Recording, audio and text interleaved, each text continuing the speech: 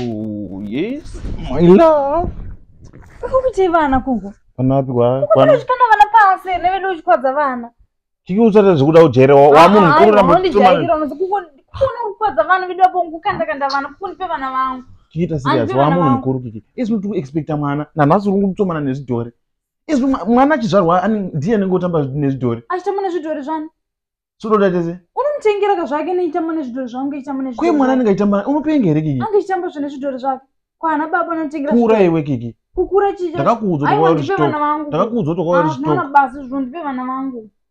Zvakunetsa ngoti ngutora nawo nehwana. Wewe uri chitoko Kiki ndosaka kuti uchibheva like so.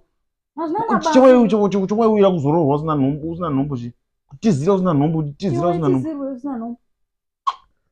Chikosaka zvinotomana tu expecta mwana ufana kudzidzira kuti ufana kudzidzira kusiyana nezvidhori uzotamba mwana anenge aitamba nani kana ndotamba navo vese vanenge vari vana vangu vese ndingowapa time yavo yakafanana kwane Kiki ndidzikamira ndipe vana vangu usumuka unotora zvidhori izvi ndinoda kupa ndipe vana vangu amanje uparara kunipe vana vangu tangotoda ndaira Kiki manje uparara ndokwede bura akwede bura uparara